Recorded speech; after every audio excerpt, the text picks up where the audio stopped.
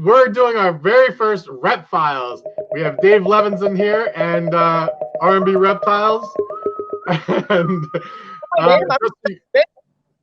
just so everybody knows, this is a after dark type deal, and so there's going to be some explicit language in here. So if you aren't comfortable with that, please click off and just like and subscribe before you do.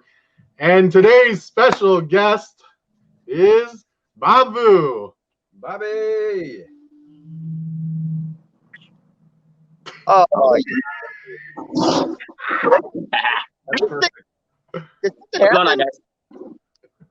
all the high-tech glitches and all. Yeah, your phone's a little glitchy, Bob. Are you talking about me? No. Yeah, Bob's is. Dave, yours is perfect. All of a sudden, Bob was there. It was like a magic trick. It was a magic. Dave, perfect. You're a little blocky over there, Bob. Yeah, but it's fine. But I think we need to do this all over again because Bob's internet's really fucking us over, and I'm the poor guy over here in the park. I can't even believe that you're crystal clear and he's the one having the problem, because I watched that one with you and MJ and it was crazy. So that's why I'm at I'm right now. I want to do this outside instead of in my snake room. How about that? You know what? I said we just leave all this on here. Let's just this is gold. I love it.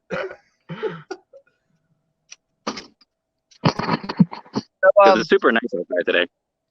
It is. That's real nice. Oh yeah.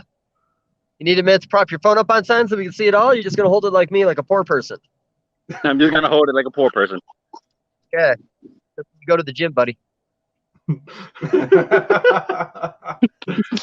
funny. The storm blowing behind me. I can't feel my arms. Flowery trees in your yard, Bob. Your situation over there. You're in Georgia. It's all grass. All right, we good? Grass. Yeah, and good. We're 8 minutes in. This is all gold or something. Let's just keep going. All right. I don't know what we expected out of this. Let's talk snakes. All right. Right on. So I think that, we should talk about some snakes, but then I definitely want to get into, I know Dave wants to talk about some, crazy stories, some history of stuff. And so maybe we'll start off with the topic and just see where it goes. He definitely wants to talk about Tiger King. What happens? Yeah. So Bob, did you want to start talking about Joe Exotic? Is that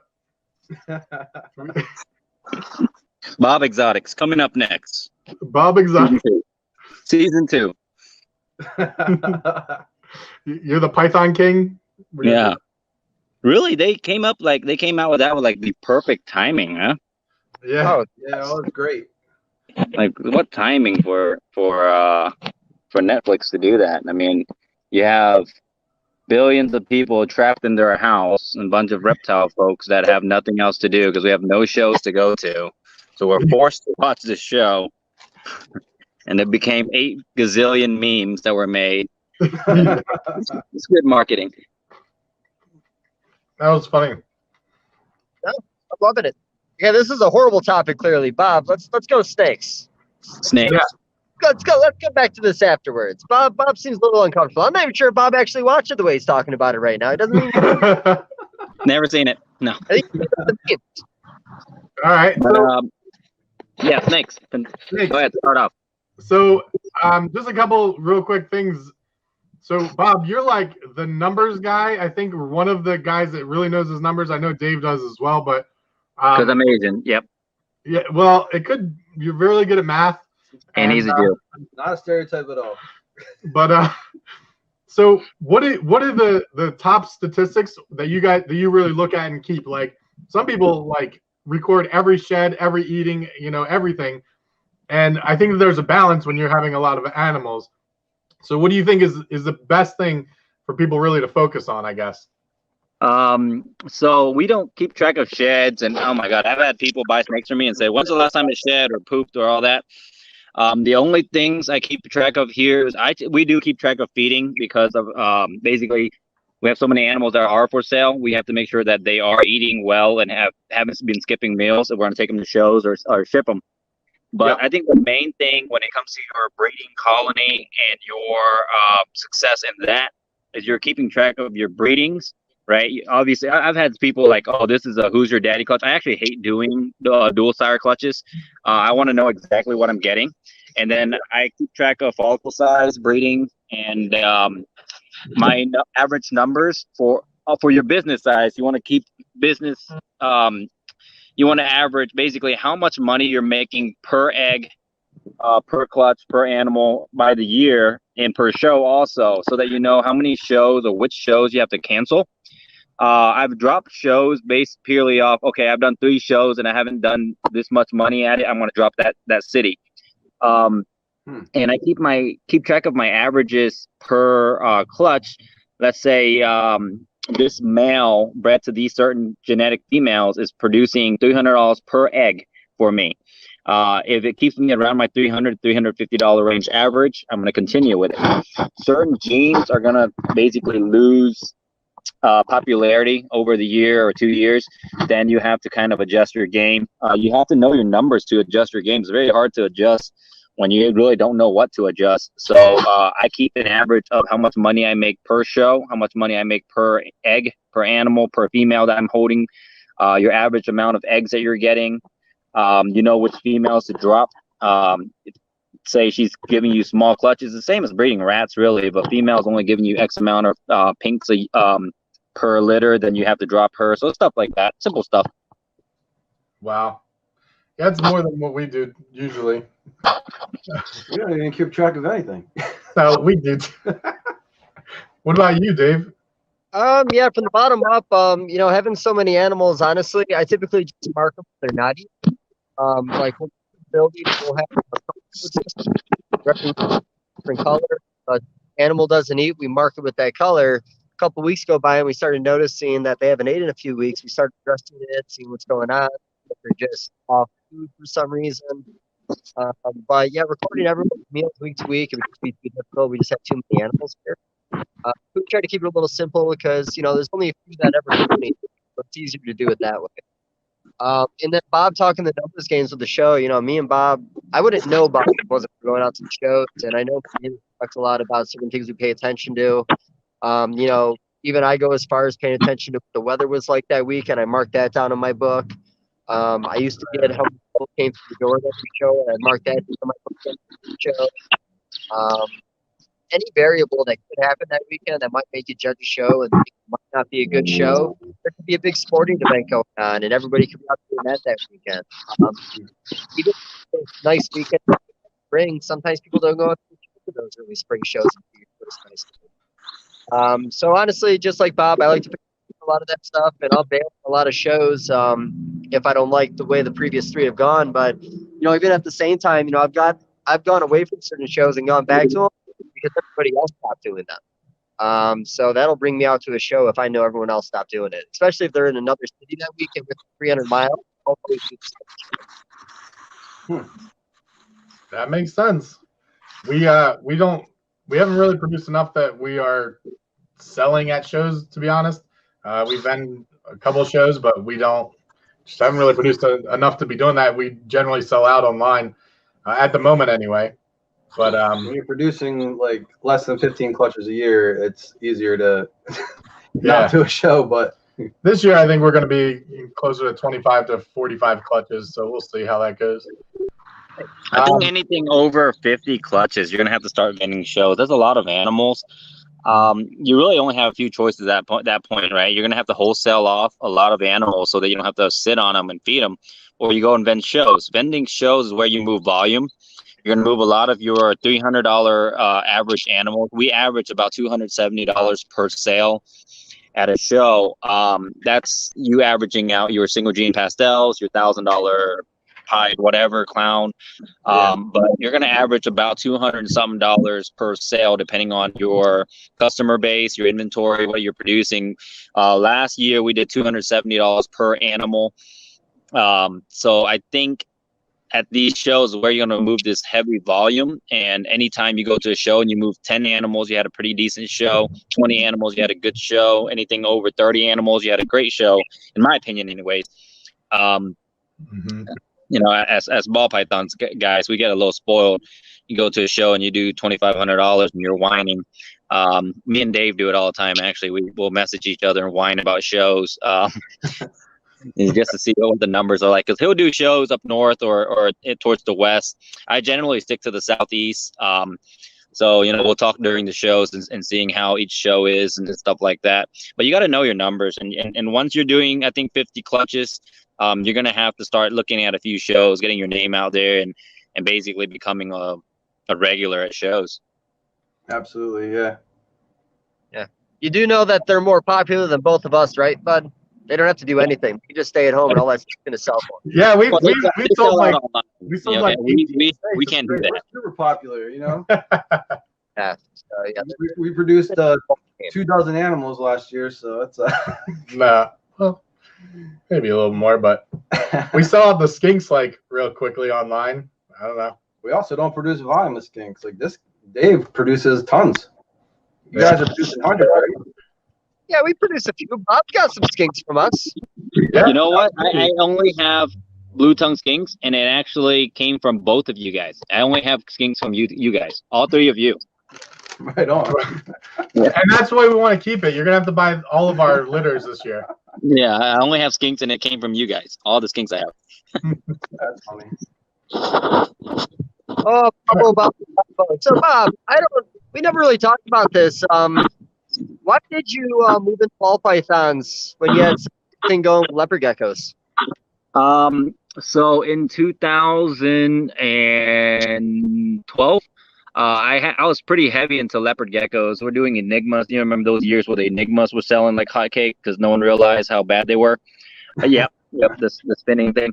So right at that time, I had invested a ton of money into the enigma stuff in 2008 and 9. I say a ton of money. Back then, I was in college, so I spent like $3,000 on leopard geckos. That was a ton of money for me. Yeah. And then I moved geckos for like $400 or $500 a piece. It was like easy. It was just easy work. And then after we hit 2012-13, the gecko market was starting to really dip. And then it kind of just bottomed out. And at that point, I went to a show in Daytona, and people were moving leopard geckos super cheap. And I had already had some ball pythons because I've always liked ball pythons. I've had ball pythons since I was like 15, but it's only 15 years ago. But I decided that we're going to have to do some type of transition because I wasn't going to just keep cranking out 100 leopard geckos at a time and a year and sell them for $40-$50. So because I was making $400 or $500 a piece off of them the year before. And I think what happened, it dipped down. Everyone realized how to produce leopard geckos. They were overproducing leopard geckos. And then everyone dipped out, kind of. Like Garrick DeMeyer, Albie Scholl, some of these guys that are producing more leopard geckos at a time and really nice leopard geckos. They started getting out of leopard geckos as the market dropped. And then you see it rise a little bit back up. And now I'm seeing leopard geckos still sell for $300-$400 again because they're not being produced as much. So now I have a few leopard geckos left. I actually have 20 leopard geckos in there just to play around with. So, nice. I've always really loved the leopard gecko market personally. I know you said it had its ups and downs, but a lot of things in those years had its ups and Downs. But talking to Junior said that's probably one of the more reliable markets he's ever been a part of. It's always consistent. It always seems like people are needing more of them, and we know a couple of reasons why. And talking high dollar stuff. See that great auction in Tinley where that lemon frost went for $10,000+, and even what is it? Is it Black Knight Project that's pretty profitable? Yep. I actually have 4 Black Knights from Junior. I bought those from Junior recently. Nice. Did you get them at Tinley? Yep. The Tinley Hotel show. Yeah, the 4 that showed up at Tinley was a great time. Benjamin, you were there. Yep. Tinley Underground. It was awesome. Tinley Underground. 2020. Of everybody that was there right here, right now. So Yes. experience. That's very true. Crazy times. So you decided to get into ball pythons because of your kind of getting out of the leopard geckos. What was your first group of ball pythons that you got? So I had ball pythons before. I bought in 2008. I went to Daytona. I spent $400 on a pastel male. And then I bought a spider female for $500. So back then that was like the high dollar snakes for me. And then I was still in college. And then once I was out of college and I decided I was gonna, start building a collection. My first big purchase was with Carson Phelps. I called him. I said I wanted a pied. He said he had this beautiful spider pied male and 2 het females, and for the low price of $5,000. Hey, cut it out. Are you getting attacked by dogs? Are there wolves? Should we call 911? Looks like he can handle himself.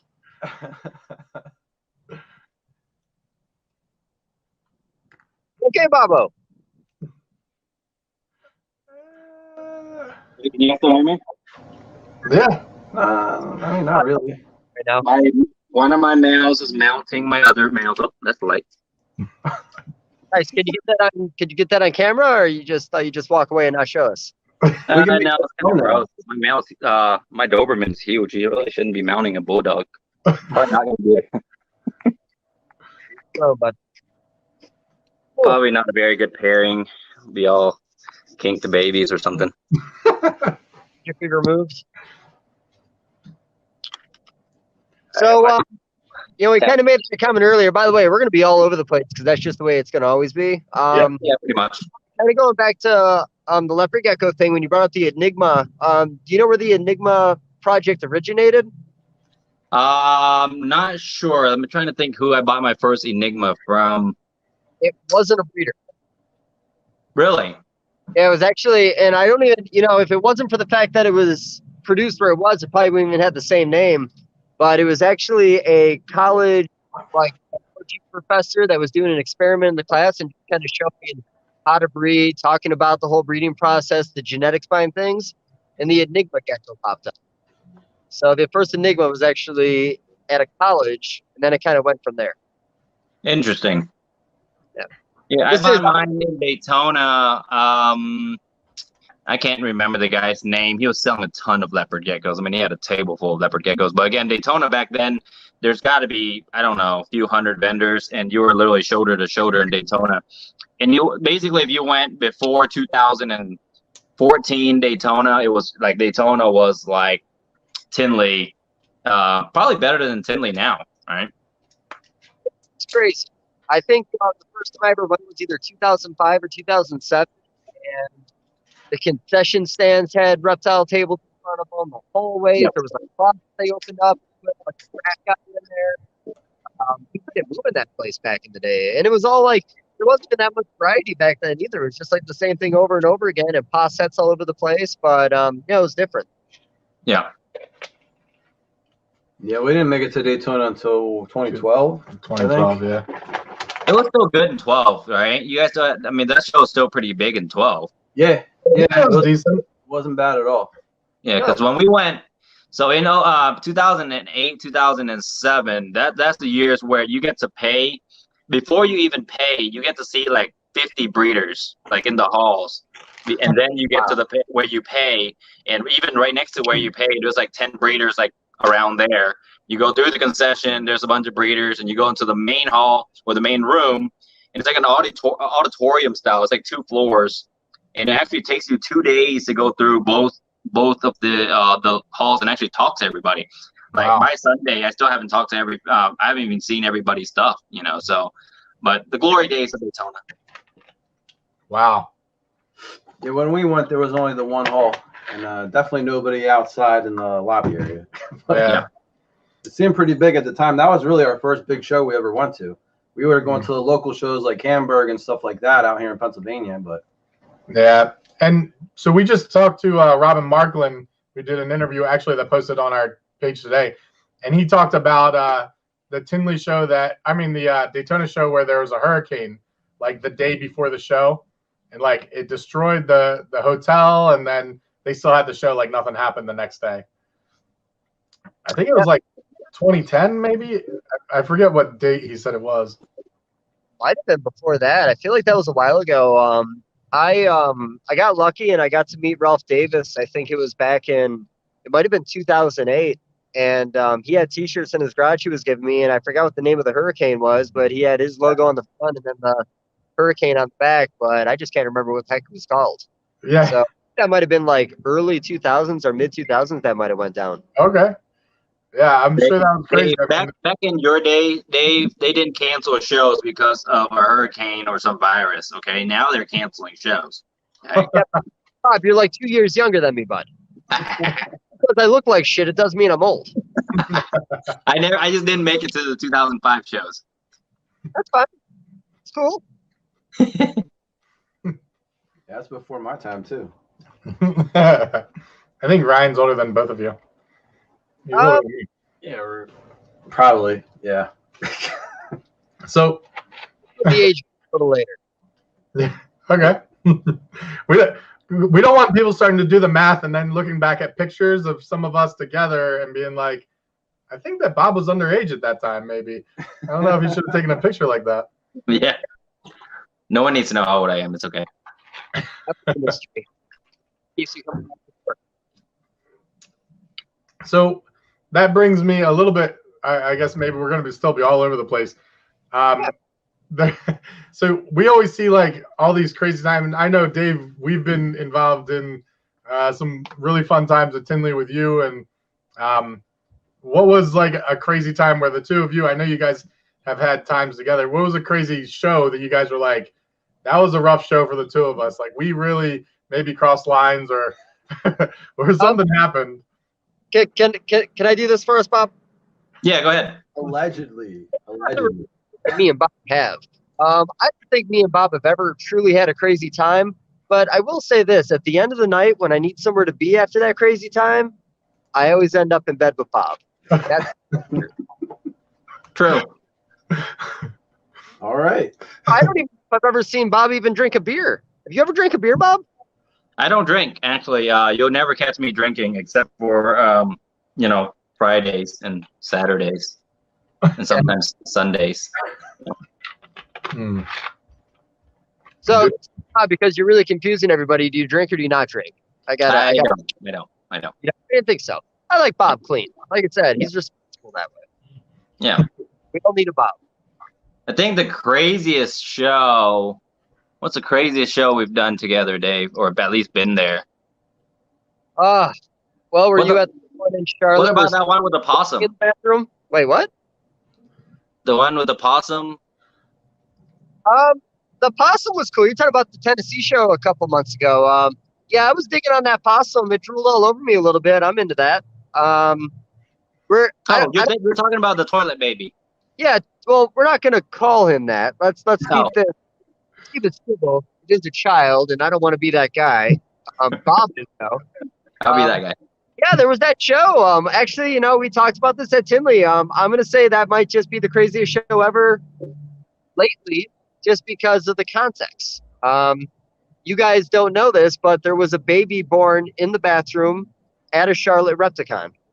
Okay. I'm going to let Bob, were you there? I was not. Beamer told me about the story and about you and being at that show. I was not at that show. It was interesting. It's not really something you plan for, and like I was just telling the story at Tinley. So it was just a normal show. We're all doing our thing, and I go to use the bathroom halfway through the day, and I noticed that the girls' room had caution tape all over it. And of course, I'm thinking to myself, "Come on, ladies, you can't get through one show without destroying the bathroom." A little bit of time goes by. Day's over. We go out to the bar. Limey's out there. I think Steve was there, and everybody's just making all these jokes about babies being born in bathrooms, and I'm just like not really getting what's happening because I just apparently was too busy working. But a lady that we're all friends with just didn't know, and she had a baby in the bathroom. And Steve was the first person, actually. Somebody came running out of the bathroom, but Steve's favorite story is a random girl comes running out of the bathroom, goes to his table and says, "I'm looking for somebody's husband." And Steve, being an asshole, is like, "I'm somebody's husband." And that was one of my favorite stories of the day. But that was probably one of the weirdest, craziest things that ever happened at a show that didn't involve drinking or anything. Yeah. That's pretty good. I can tell a little story. I know, Dave, you were in a room at Tinley one year, and we were all in there. It was like a bunch of us. And everybody's drinking, and things were starting to get out of hand. People were starting to lose clothing and all that normal stuff. And I think it was like our third or fourth Tinley maybe, and it it ends up that you and I won't say the other person are like running in the hall naked, and Josh Roberts. huh? It's Josh. I was trying not to say Josh, but yeah, Josh Roberts, right? And so we're like, we laughed about it and it was funny and whatever. But then that next morning, we rode the elevator with Ton Jones, and he was like, I don't know who was doing it. And he was like so mad. He's like, I'm gonna find out and I'm gonna kill them and all this. Like, he was like so mad. And we were like, Ryan and I were like, oh yeah, for sure, man. Like that's. He's like, you guys were on the 4th floor, right? I'm like, nah. we're like, I don't know what happened. That's some crazy time. You know how we got there? I know there was Jaeger involved. Yeah. And Tape to your hand. you might have pierced somebody's ear that night. The naked part. Hot tub. Somebody yacked out the There was window. a hot tub. That's why we were. There was a hot tub. Yeah. Yeah, nothing weird. Just I don't even know how it really went down. It just kind of happened. I got pictures from it still, I think. There's always a Tinley hot tub, huh? Yeah. Oh, it's in the hot tub. That's Yeah. why Josh gets the same room every single time. Oh, well.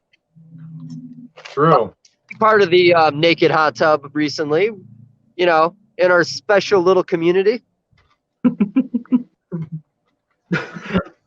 not sure if that's what I'm supposed to do. Is this what does this even mean? I've really never got that down.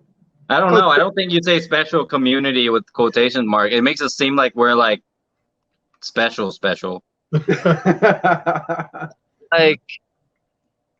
Like what? Like I don't know.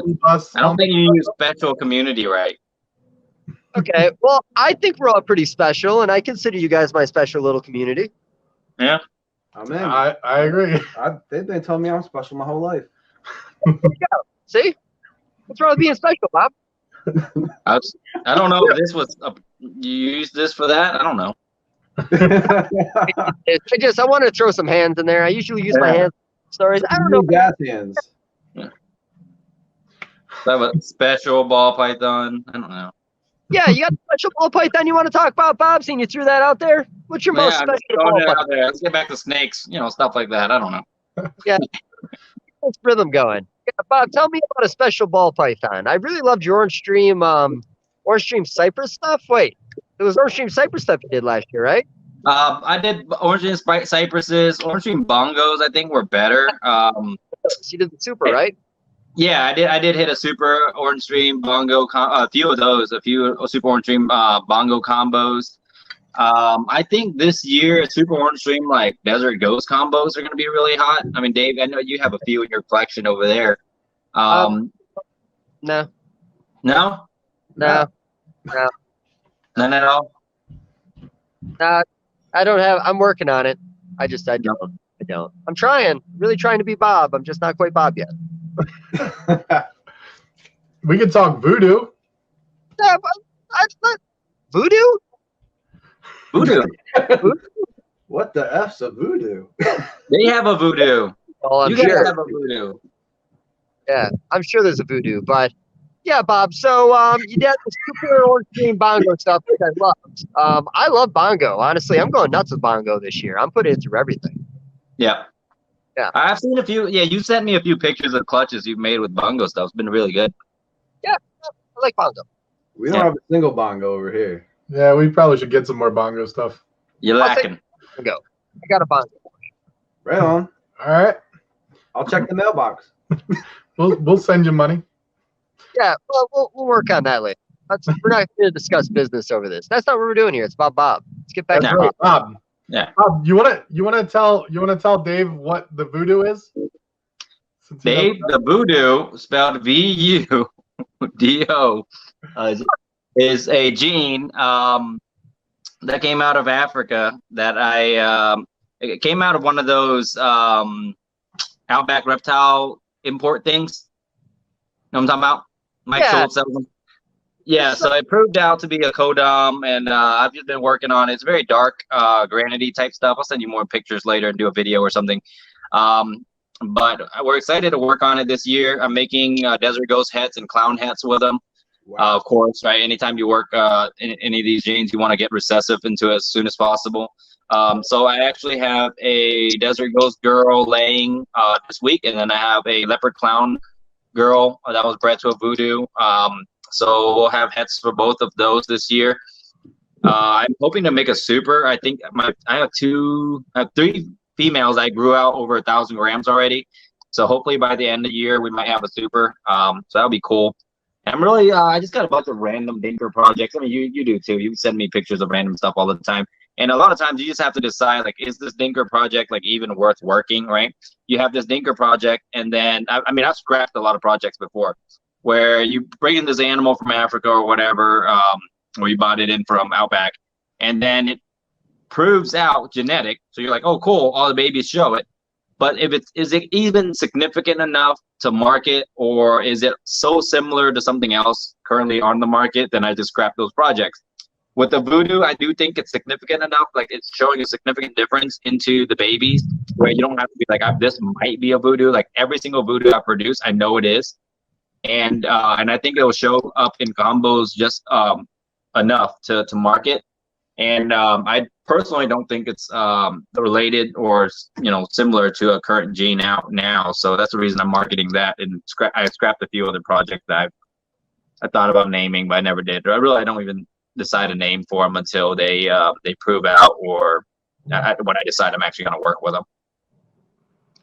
Yeah, I mean, like you said, Bob, I mean, problem is in ball pythons, there's just so many genes, and there's so many genes that we haven't even really started talking about yet. And a lot of them, like you said, are just a little too subtle. And, sometimes, like, not like your voodoo, but, the shrapnel project that like Chad Halker had years ago, we put into some pinstripe stuff and we got to see a couple cool combos, but it kind of faded off pretty fast. And I really love the gene because I love that high granite side. But yours had a little more of a clean granidine from what I can remember in the pictures. But yeah, there's a lot of things that get kicked to the wayside, and then you accidentally make something nice one day, and then suddenly you realize you got it, and you got to start working with it. And 10 years later, you finally start talking about it. Yeah. But no, yeah, there's a lot of things over here where I've done a few combinations with certain genes, and I've hated them all. And all of a sudden, I did that one. And it's like, well, shit, maybe I shouldn't have sold so many of those as pets along the way because I didn't think they were worth anything. But yeah, you can't have them all back. You know that, Bob. Yeah.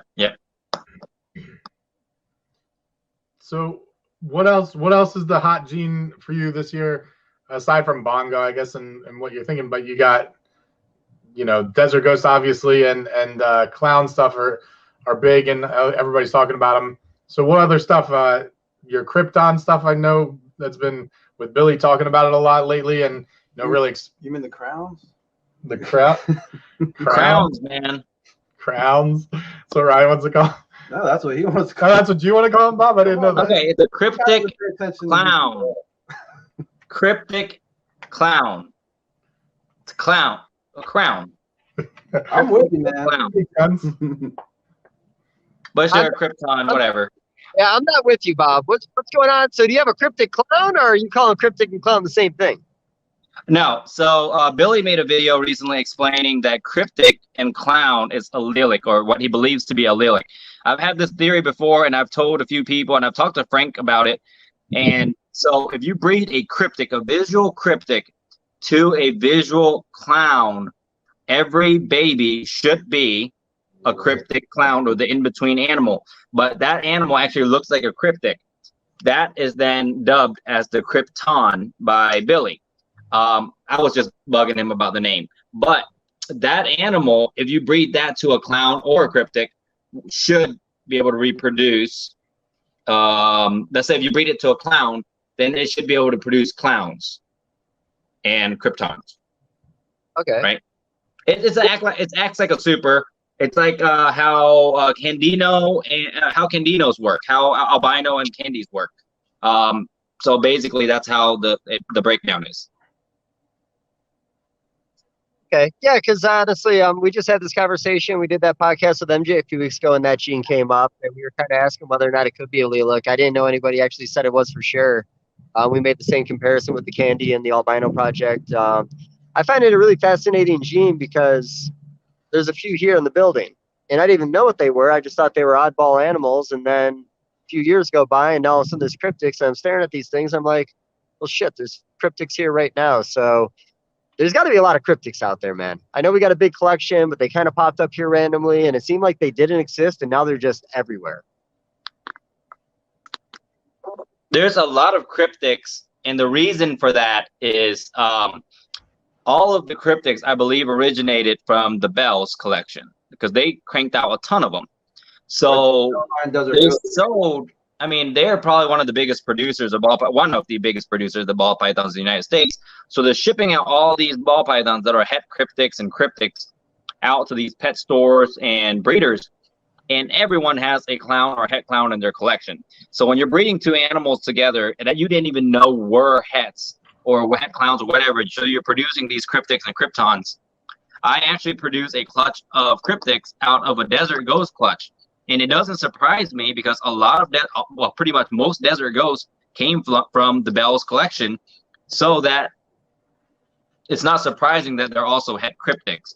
And it was a clown het for desert ghosts bred to something else, and I'm ending up with cryptics. So basically, when you're breeding these clowns to other het desert ghost stuff, is when you have the highest chance of people just popping out random cryptics. It's desert ghosts and clown pairings. So one more follow-up question, because, you know, I've been talking cryptic with a lot of people trying to figure it out. Is it actually recessive? Because I could have swore that half the other people that have the project say it's a dom or co-dom. Well, a dom. I think it is 100% recessive. The reason some people are thinking that it is dom or co-dom is because they think they've produced a super. The super cryptic is what Jeremy Smith posted. I think that animal is just a better version of the pastel cryptic desert ghost that he produced, because it is a visual cryptic, not a krypton. I think there is a visual difference between the basically the albino versus the candino version of the animal. So basically, when it has two copies of the cryptic, I think it looks different than the kryptons. So that's why people think there's a super, when actually it's actually the double copy of the cryptic versus the copy of the cryptic, and the clown looks different. Okay, so kind of makes sense.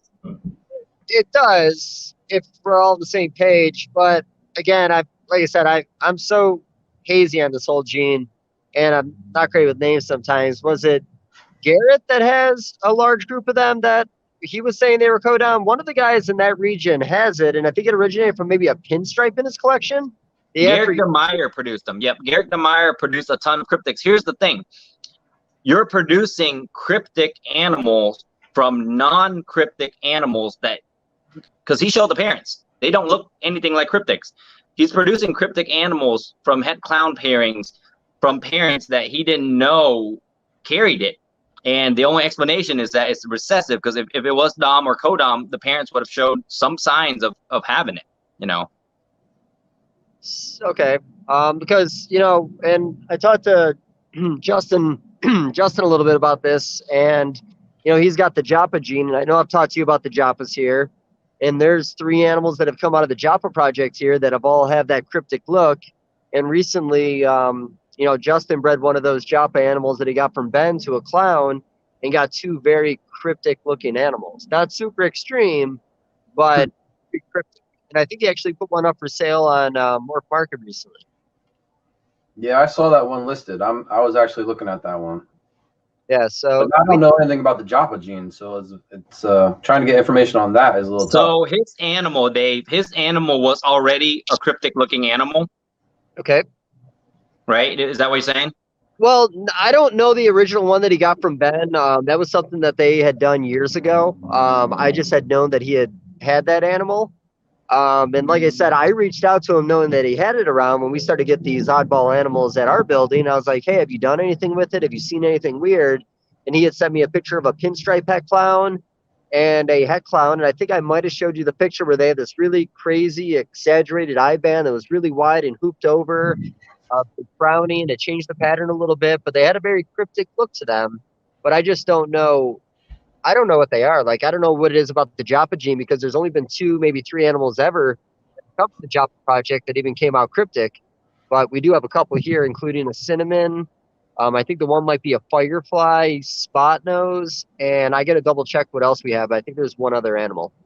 So if the original animal that he got came from that collection, came from that stock of Joppas, that means, and then you're producing cryptics now from it, that means the original animals were all het cryptics, and then him breeding it to a clown is going to produce a het clown het cryptic, which is the Krypton animal. So that makes sense. Yeah, like I said, I'm still trying to wrap my mind around it, because I've heard Codom and I've heard recessive from so many people, and I don't know what the hell's going on. So I just want to know. I want to know, Bob. I think this year we'll have a definite answer. I have a male Krypton combo het desert ghost. I'll be breeding to a few animals. Literally, all he has to do is breed to a visual clown, and if I make clowns and Kryptons, but not both, you know, I have to be able to, basically every baby will come out clowns or Kryptons. If this animal is a act like super or a the allelic animal, that means it has to throw one of each gene, but not both. You know what I'm saying? Then it should be pretty definite answer. As long, you know, as soon as he's ready to breed. He's just fed him, so he'll be ready to breed. So, you know, talking about these guys, and you made a comment that, you know, a lot of this stuff came from the Desert Ghost Project out of the Bell's place, and the Bells just sent animals everywhere, and so forth. So you had Desert Ghosts pop up in your collection. Ben had them pop up in his collection. I had more Desert Ghosts pop up since I've been here, just with very simple breeding. I mean, I guess with all that being said, if some of the original stock that Ben was working with that were supposed to be imports, if any of that stuff would have came from the Bells, that's where all the Desert Ghosts ended up coming from, and the Joppas came from the same group. I'm all over the place right now because this is just too much shit. But so there's cryptics here. So the cryptic stock that we have very well could have came from the Bells, and it could have came from the Bells 10, 15 years ago, for all I know, from these normals that are over here that were marked as normals, but are actually het for all. Yeah. Got to breathe there. Go ahead, Bob. What do you got? Unless you want to shoot Desert Ghost, bud. So let's talk about marketing stuff, because we talked about this years ago. Do you call it the Phoenix anymore? Do what now? You're on Desert Ghost. I can call it Phoenix anymore. No, so we were originally, because the Desert Ghost name is so stupid. Desert Ghost is not a good name, right? Let's agree. It's not a good name for a gene, a single gene. Nope. Desert Ghost is not a good name for a single gene animal, being that there is a desert and there is a ghost. Yep. Agreed. Okay, that's almost as bad as back then them calling them pastel cinnamons. Yeah. Right? As one gene, pastel cinnamons, or cinnamon pastels. So originally, when we got these, like Dave said, everyone is producing Desert Ghosts out of their collections, right? Just breeding. You're literally breeding Lemon Blast to an NT, and you're producing Desert Ghost stuff. So when people are doing that, and before we found out they were compatible, I was originally going to remarket our Desert Ghosts as Phoenix. And because I figured Desert Ghosts, I actually legit still have people ask me why we're still breeding desert females that are infertile, and I'm like, they're Desert Ghosts. But that didn't really catch on, because then people just realized, and then people like Justin got smart. We don't call them Desert Ghosts anymore. Just put DG in everything, right? We don't really use the word Desert Ghost as much. Literally everything is just labeled DG, or you know, like OD was. But I think once people just only use the term DG, and we just kind of phase out the word Desert Ghost to confuse people, it shouldn't confuse the new people. Because actually, you know, when you look at the Bells collection, they produce a lot of hypo Desert Ghost combos. So now you have a Desert Ghost, and then some idiots out there is going to make a PE desert version of it. So you're now going to have a Desert Ghost. Yep, then. So I'm in.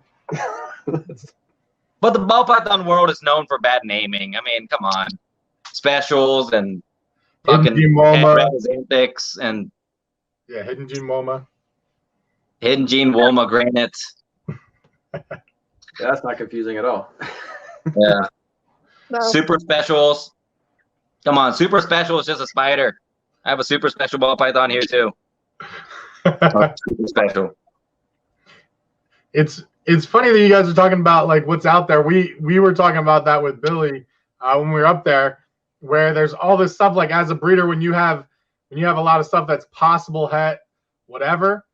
If you're producing a lot of animals, you don't have time to really explain to people, like what could be or couldn't be. So you just say, this is an enchi or this is a whatever.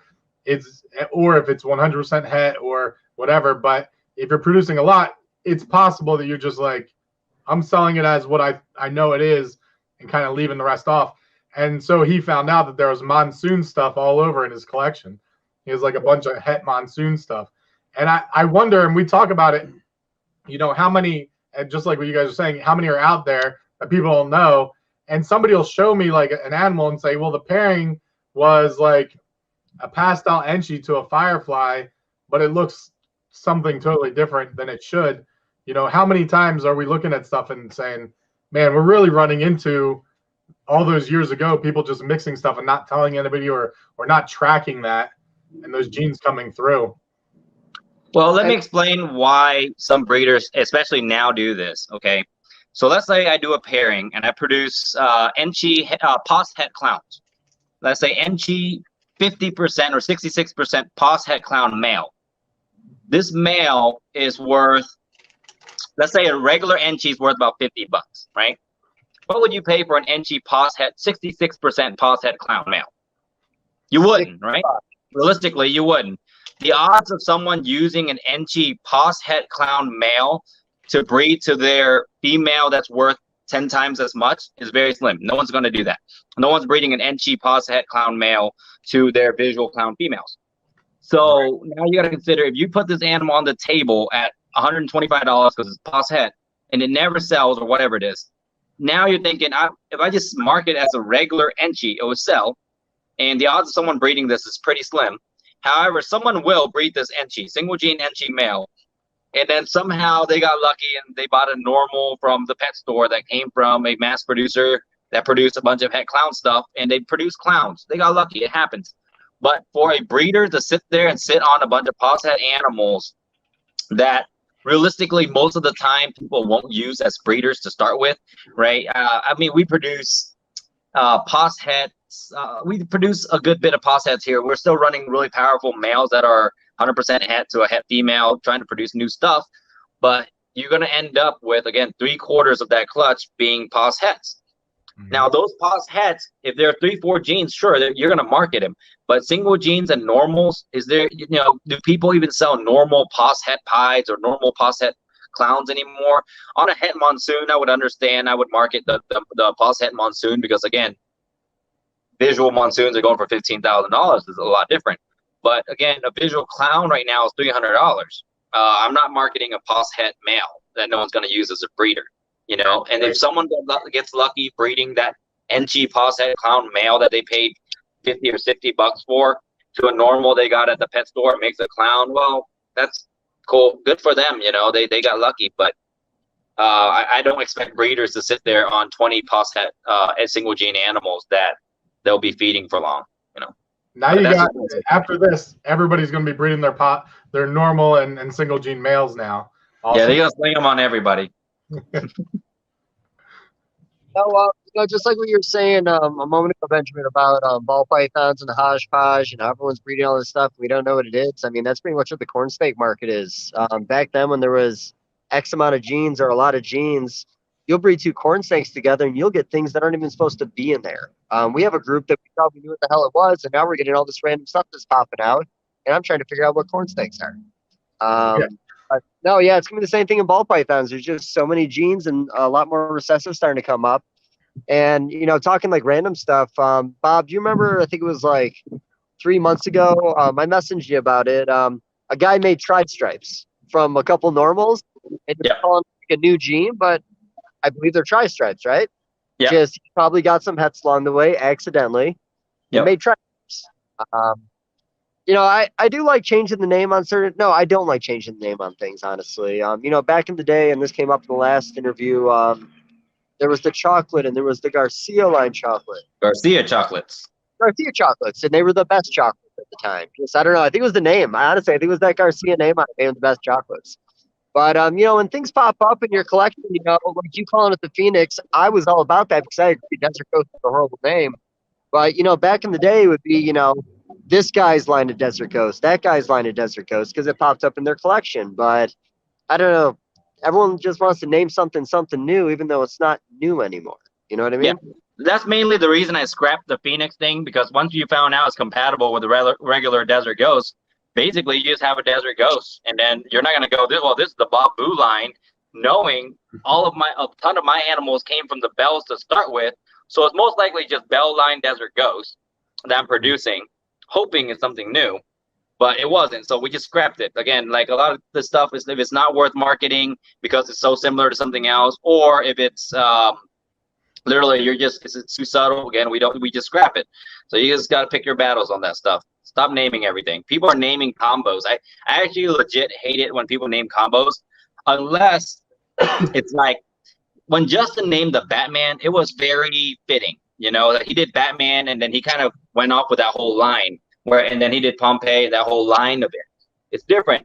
But then everyone who produced like a 3-gene combo and they go look on World of Ball Pythons and they're like, oh, that doesn't exist yet. I want to call this the Excalibur, or I've seen all of it. Angel of Death. Oh God, some of these names are just terrible. The Trident. There's a gene Trident, and then if you look up Trident, I think there's a 5-gene combo called the Trident also, which makes it confusing. And then people are naming like just ridiculous combos. It's like, and it's simple combos like this Super Pastel NG Yellow Belly Fire. I'm gonna call it the whatever. Yeah. Anyways, I'm ranting about people naming stuff.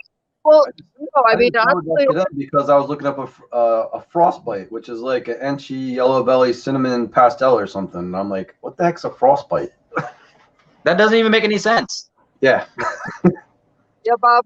You know, I do agree with that. That, you know, it does get a little out of hand sometimes, especially with all these genes we have and how much you're piling in it. It's a little easier, especially for the buyer, to know what's in it. When you go up to a table and, like you say, see a random name on something, it's confusing.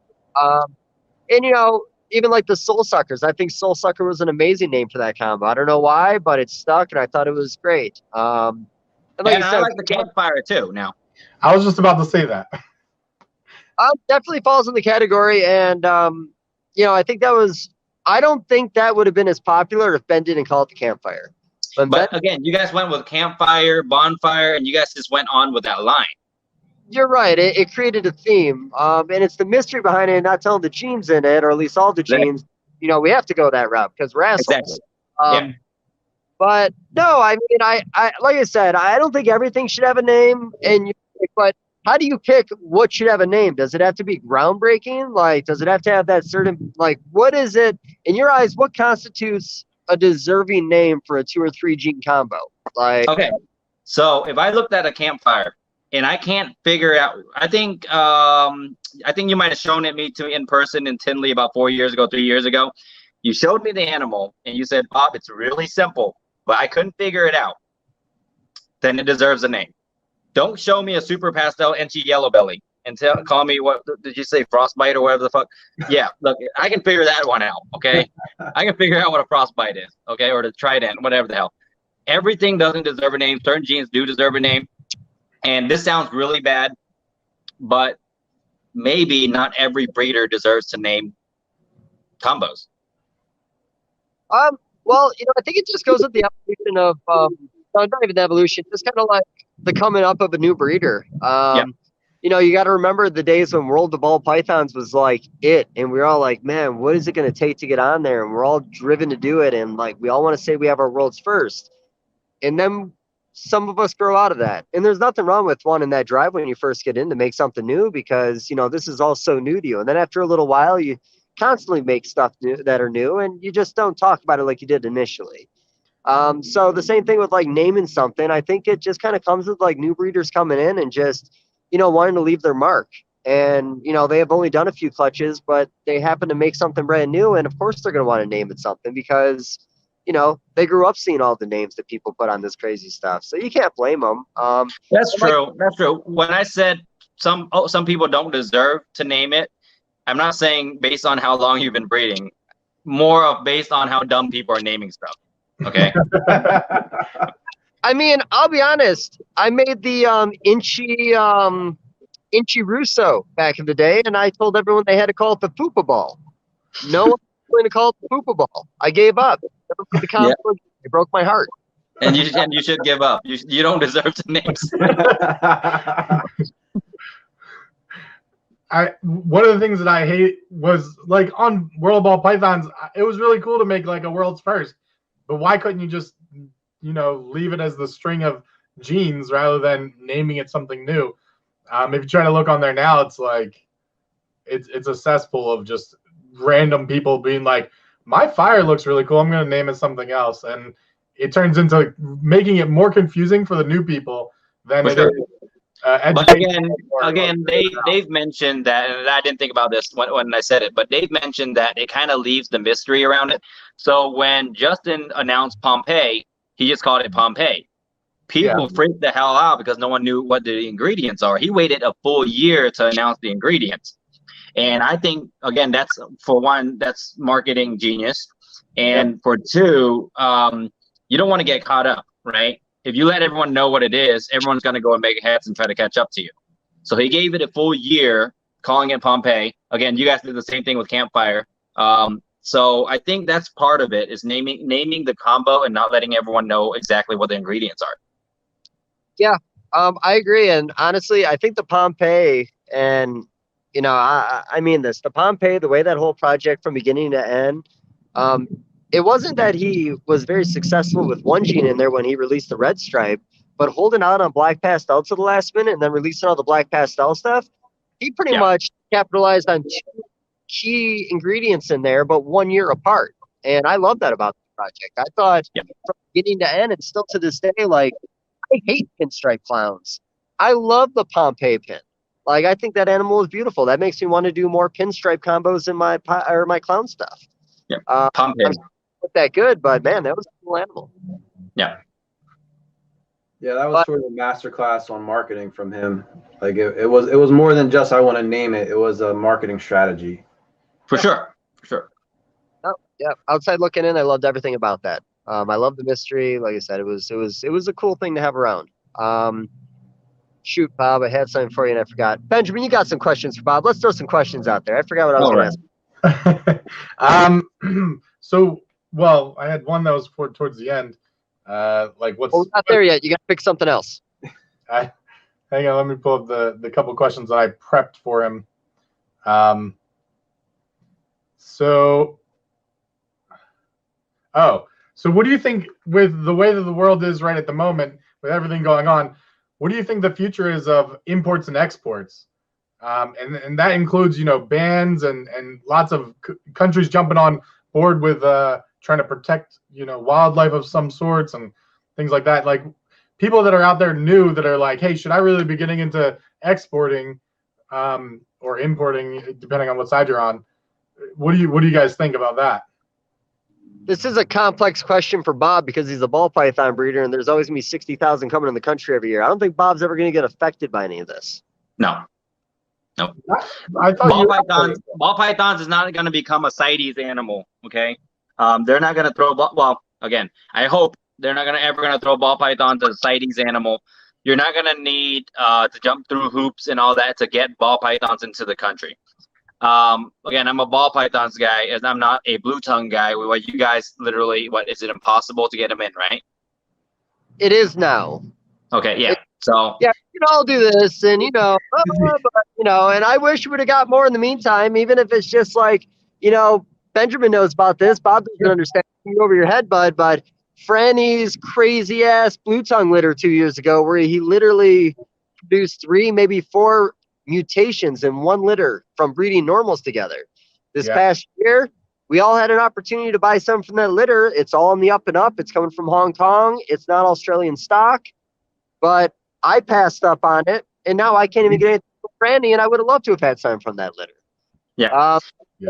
Bob, literally, and I'll send you the pictures when we're done. This gentleman bred 2 normal-looking blue tongues together, and he created what looks to be a pied-sided. He produced white ones in there with pink tongues. he produced another one that looks like a T positive, and there might have been one other variation in there, but yeah, he just got all these crazy ass animals in one litter, literally breeding two normal together. It's the first skink litter he ever produced in his entire life. Wow. So yeah, but now we can't have them because rules and regulations, and those things are put in place for a reason. We've talked about it. I don't know the ins and outs, and I've talked to a couple people in the industry, but them banning all this stuff. I mean, what other choice did Australia have? Like, they couldn't go to Hong Kong, they couldn't go to Japan, they couldn't go to Europe and stop it. But by coming to the United States, where a lot of these things ended up after bouncing around to a couple different countries, put the stop there, and maybe that'll deter the other countries from even bother bringing them in the country anymore. Yeah. So if that's the reason they did it, it was smart, and it will put a stop to it, hopefully. But yeah, I don't know. When are we not bummed out when we can't have something? I want it all, buddy. Like, I don't like being told no, but for $2,000 you can get a tiger. Real cheap, not man. there yet. Just not there yet. Problem is, I can't even control a small dog. If I get a tiger, I'm gonna die. Oh, I can even control. You saw how I was with my dogs. They're fighting, and I'm just going, okay, I'm just gonna leave. Yeah. Don't get involved, bud. Never get involved. Yeah, but see, ball pythons, I don't think will get affected at all. Or I hope not.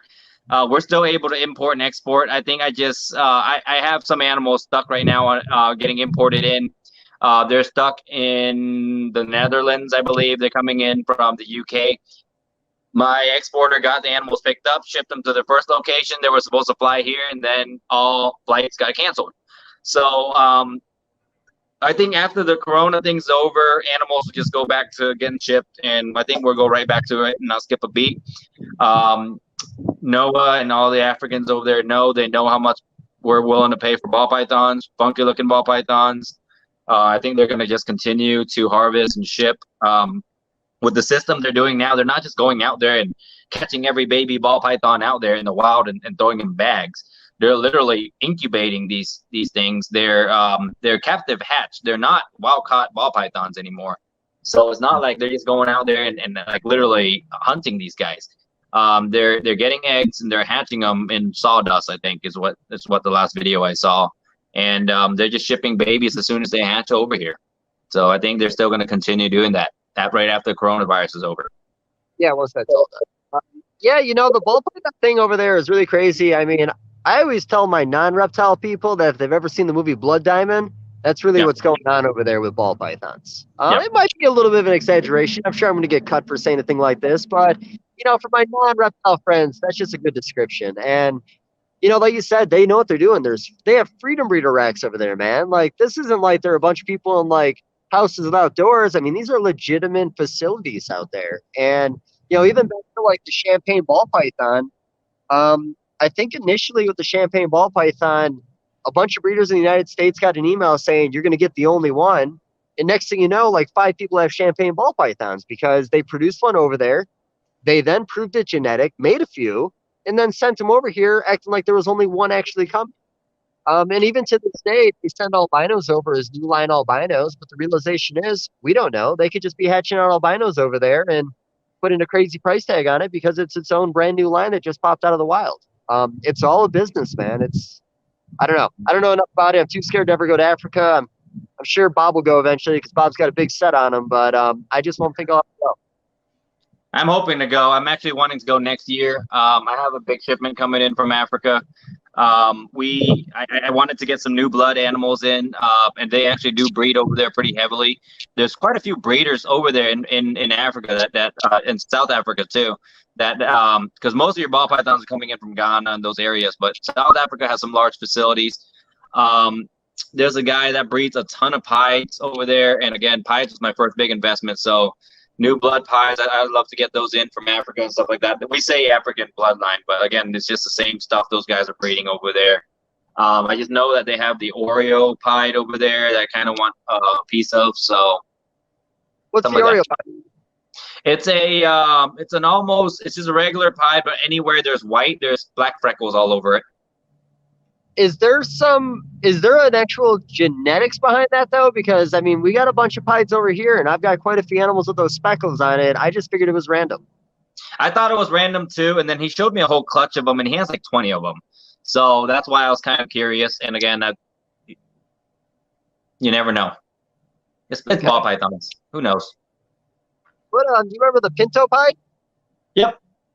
I think those are still floating around. I'm sure in the last year you've probably been offered to buy them, because I know I've been offered still to buy those animals to this day. Price keeps coming down. I don't know what the hell's going on with that project. Yeah, give it a little bit of time. We'll end up with one each. Yeah, well, I'm sure. But I don't know who I was talking to, but Albinos Unlimited used to have the Jester ball python.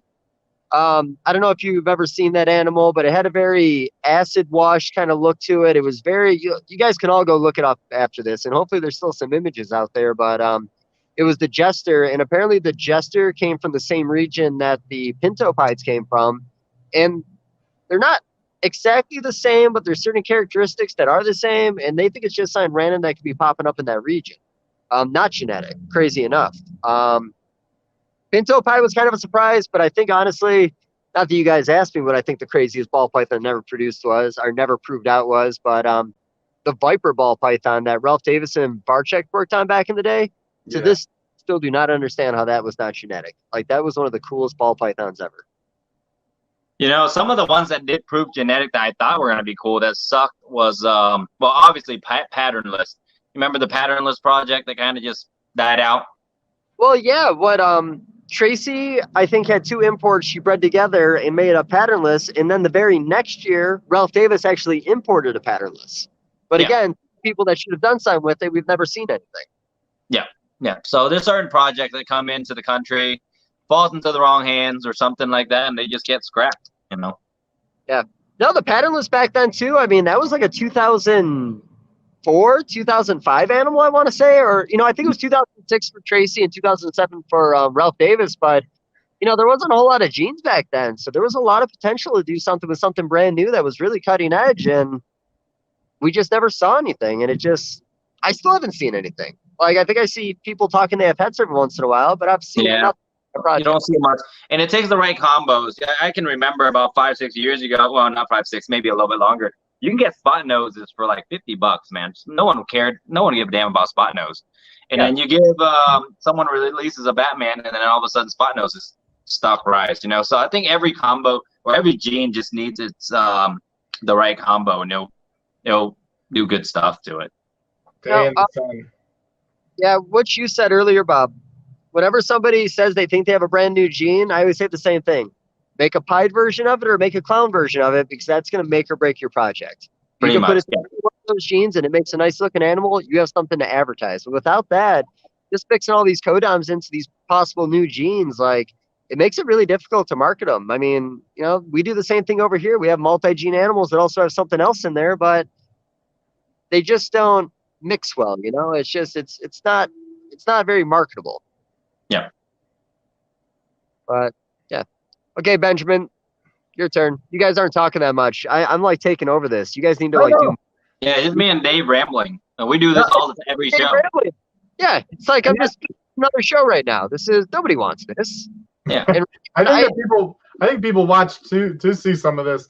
You guys hold a lot more experience than we do, so that's why we're just like, oh, we can add our little bits of stuff, but unless you're talking about like the Arroyo or the Lori gene, that some of the odd genes, I guess, that we kind of work with more often, you guys are a little bit more experienced.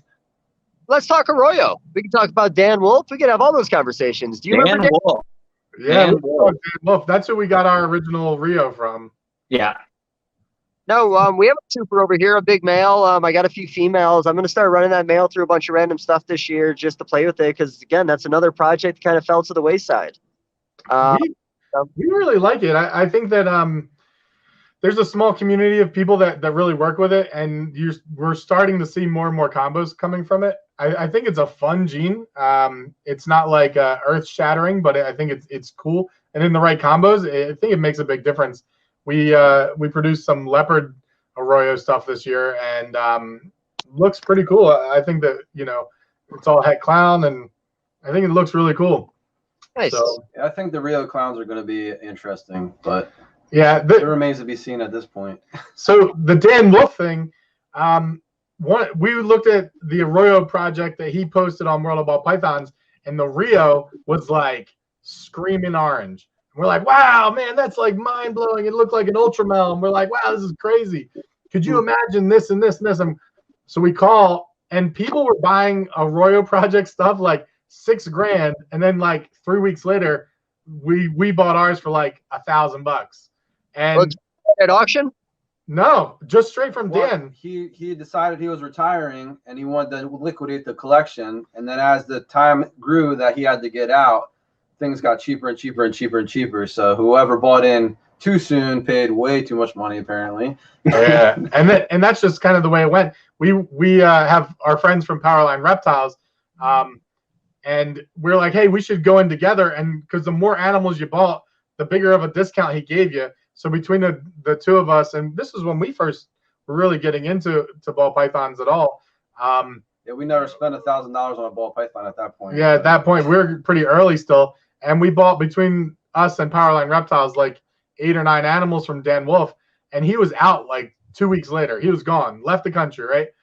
And we're like, awesome. And then now we're seeing the snake that we bought is a Rio, and it doesn't look all bright orange like an Ultramel. That's not like that was photo magic, let me tell you. So what he put out there, awesome, still really cool animal. I think that the Rios have a lot of potential. I think he put them in the right combination, just maybe not as what we thought they would be. That's all. Well, and again, this, we've talked about it, and even like you said, this all came from the comment about the spot nose. Like, you don't know.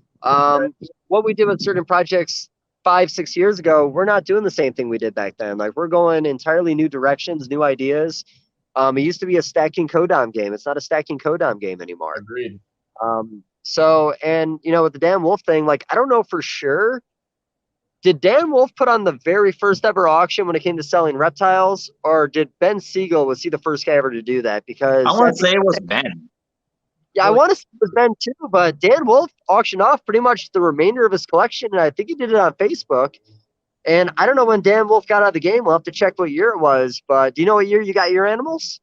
It would have been like 2013 or 14. Yeah.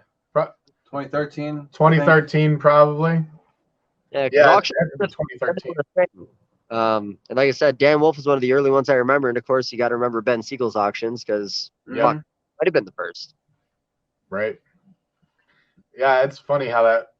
It's good like learning the history of stuff, and that's part of what we wanted to make sure we were catching with doing these talks, because there's people in the game now that they have no idea where anything came from, and there's lots of stuff that we don't know. We want to learn more.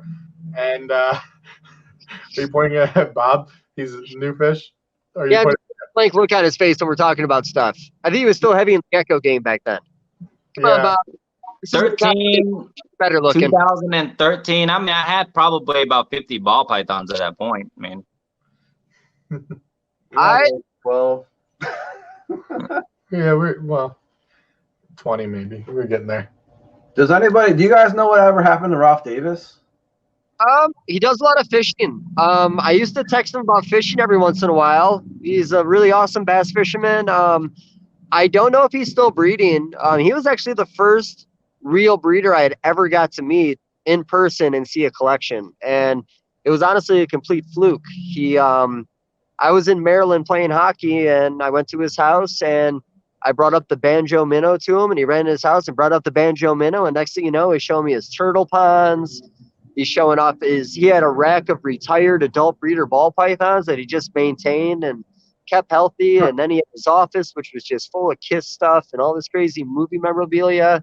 And then you got to the back room, and again, he just had all these amazing animals. I think that was the first year he did the lesser pied, which I think he was planning on calling the cookies and cream, but it came out all white. all white. Yeah, all white. Fucked up scales on the head. Yeah, horrible combo. Did they ever reveal what the flat line was? He never, but we've all guessed. I mean, that's got to be some super blade, spider, inchy. Maybe he had his own line of tangerine pastel thing, maybe with clown. I don't know. I might have. I just didn't know if it ever went official. I don't think it did. And again, not knowing what Ralph is doing, I know a lot of what he had worked with was going to Europe for a while, and I think he might have a seller in Europe. but he has animals. I guarantee you that. I just don't know if he's really marketing the United States anymore. Bob, you know everything. What's going on with Ralph Davis? I actually bought out the last of his very few animals. Sure. You fucking with me? It was like 3 years ago. He made a post about it, and he said, I'm selling out everything. It's on my page. And I got a list, and we bought the rest of his animals out. So, if you don't mind me saying, Bob, for the 15 minutes I rambled on about the mystery of Ralph Davis, why don't you just jump in and be like, I got it. It's mine now. Like you could have. By the way, I bought all of his snakes. No, it wasn't that many animals left by the time I got to it. I mean, a lot of guys had already picked through. I just said I want everything that's left, and it was only 20 animals. So, and he had a lot of blackhead combos, and at the time, I was picking up a lot of blackhead animals, and we still have probably 10 out of the 20 Awesome. of those blackheads. So, did you get any of his tangerines? I didn't. Everything has been picked through. Everything that was left over was like double and single gene breeder females that people didn't want to pay for. So I told him, I was like, look, just average it out. I'll pay $250 per animal. Send me all 20 animals, and that was it. Wow. So you actually have some tangerine stock over there still, or have all those? Hopefully, I don't know. We're breeding them now. Most of them came in not skinny. I mean, he might have sold them right after they laid or something, but they were not like ready to breed. So we're breeding them now. So we'll see. Do you think that's going to be another Orange Dream like combo, or the same thing, or something with a similar super form, or what are your thoughts on tangerine? I think so. So originally, I thought the Mandarin was another Orange Dream too, and it proved, or I guess hasn't proved to not be. But a lot of the combos that people are producing doesn't look like Orange Dream combos. I really do think his is going to just be another Orange Dream. Maybe just a nice version of it. I mean, regionally it makes sense because the first Orange Dream that Ozzy got was from Outback randomly, and those guys all being out that way. It very well could have gotten an import in from those guys, and it could have been an Orange Dream. And then a lot of times when these newer morphs that are named two different things generally get imported around the same time, Banana, Coral Glow, Phantom Mystics, stuff like that. They're generally getting exported by, from Africa.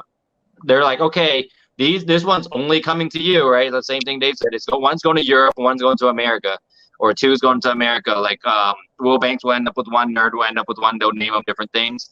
That could very well be whatever happened with Ozzy with the Orange Dream. And again, then it comes down to who markets it better. The one that markets it better, well, basically that name will dominate the other name. Just like I do believe that Enhancer and Desert Ghost going to end up being the same thing, and Desert Ghost will end up eating up the Enhancer gene, and then eventually everyone just has Desert Ghost, so. Okay, so same gene or same projects with the different names. We talked about the Cryptic earlier. Is there something in Europe they're calling Armor that's in the Desert Ghost? Is that just like okay? So you're not the only person. I legit thought they were the same exact thing. It's spelled AMUR, right? Yep. Yeah, and I think it's the exact same thing. And they have and notice everything is connected to Desert Ghost. So it must have came from stock from the Bells or similar, or whoever the Bells got their stock from. It's a very similar setup because the Bells producing Cryptics, they're producing armors who look almost identical, in my opinion, in the visual form. So, because I think it was what they had, like a super pastel version of it with Desert Ghost, maybe. There might have been one other gene in there, but yeah, I mean, I was looking at it, I thought it was all the same thing, but it all came out around the same time that people started talking about Cryptic. Yep. I think it's all going to end up being the same thing. Dave, do you ever remember Will Banks' video years ago? He's talking about the atomic gene. I've got 2 atomics here. Oh, you dick. Send me one.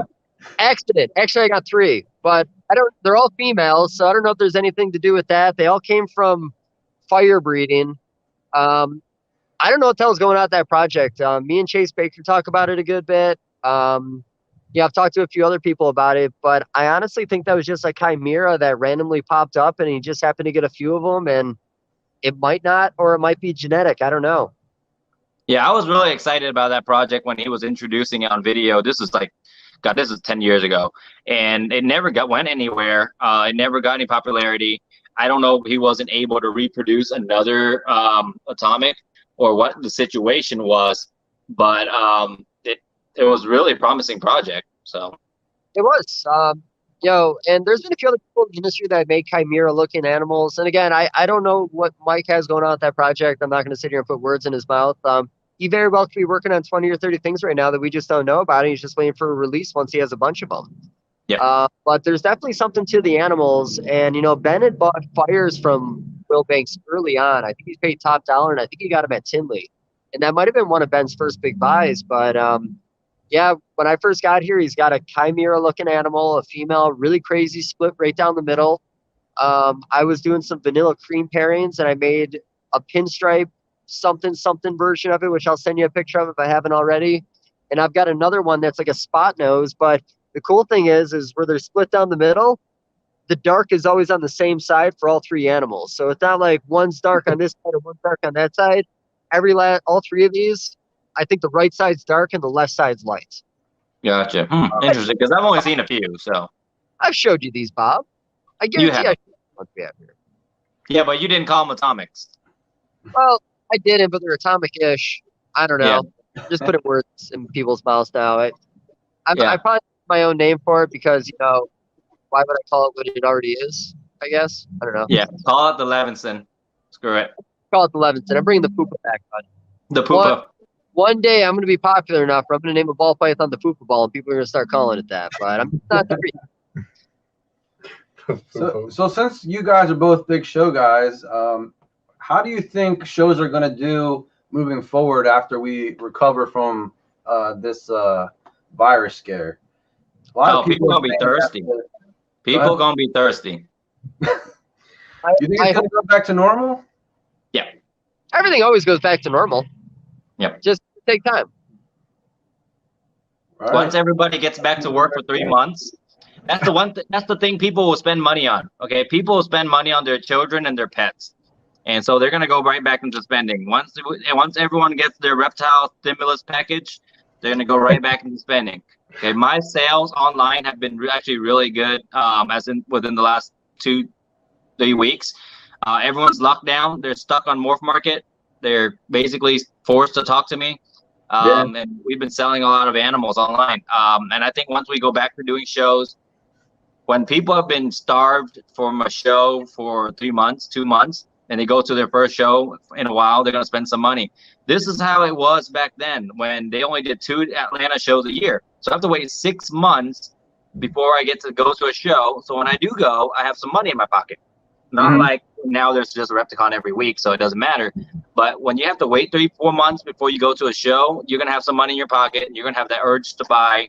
And I think once shows come back, either, I don't know, May, June, July, whenever it comes back, I think it'll be really good. I'm hoping we don't stall this out all the way through June and then miss another Tinley. I might not even go to that Tinley because I have vacation planned that same week that we booked last year. But if we lose like Daytona, that's a big hit. I really hope we don't lose Daytona, because if I can't lose a Tinley and Daytona the same year, it would drive me nuts. But I have the Atlanta show, Marietta shows, and all that coming back. So I think after we come back, it takes about a month to 2 months. Everyone get back to work, get regular paychecks again, and I think we just go back to normal. I agree with Bob. I always like to assume the worst and hope for the best. So I think we're all screwed. I think go on for a while. I think, honestly, it's going to be we already had people starting to post animals online, like single high-end animals, like, hey, I got to feed my collection. Somebody buy this crazy 3G breeder clown female. I saw that a lot. Yeah. So, there's people, that, you couldn't be prepared for this. And we are all very irresponsible in this hobby. I don't care who you are. We don't ever prepare for a bad day or a bad week or a bad month. It's just always so consistent that we just think it's always going to be consistent.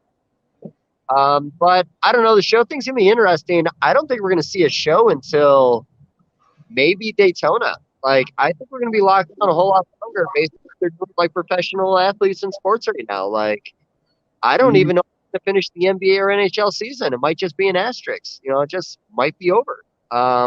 which is crazy. You think they'd have to, but they just might not.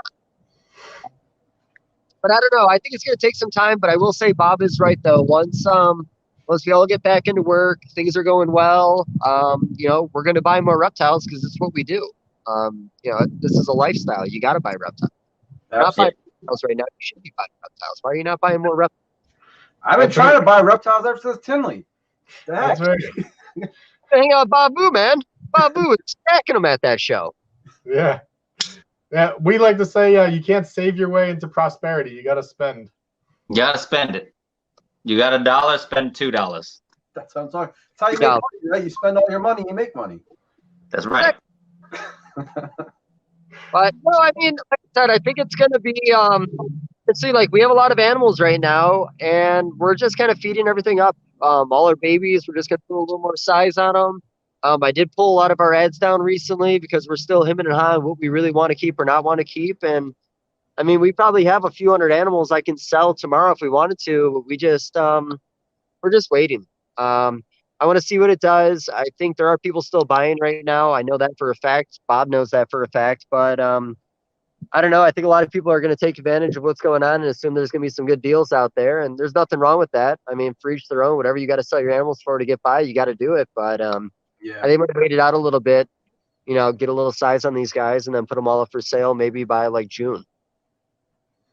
It's a good idea. We'll definitely be looking at your ads, and we'll be calling you, of course. Yeah, and I think anyone that's suffering in sales right now, there are guys who are not. They are show guys, and then they don't do online and stuff like that, so they're struggling. It's just like you gotta hang in there. Don't dump all of your inventory. All that's gonna do is when it comes back to normal, you're just not gonna have anything to sell, and you're gonna feel really stupid dumping inventory. And I understand that you have to do what you got to do to get by. But call me if you need to dump animals. Wait, Bob, I'm sending a lot of people your way, by the way. Yeah.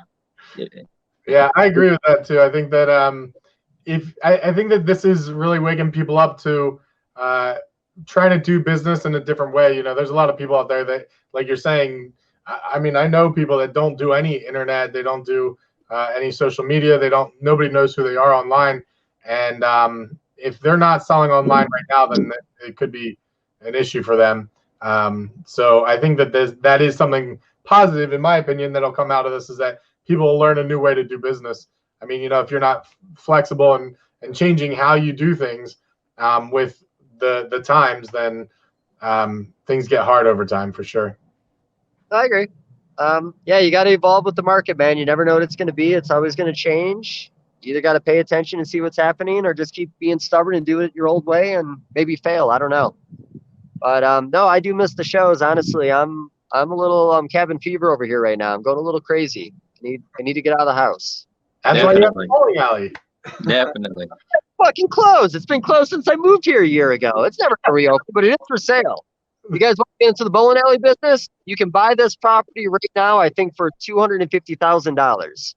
That's not a bad deal. I lowballed it. It might actually be $400,000, but the building's pretty big. What do you got, like 4 or 5 people that live around there? Yeah, well, there's an army base down the road that's pretty big, but the 4 or 5 of us, I don't know. I mean, party every Friday night. And that look modern as fuck. I mean, this I think was a staple of the community before I got here. You said 400,000? I think this building and property might be around 400,000 as is.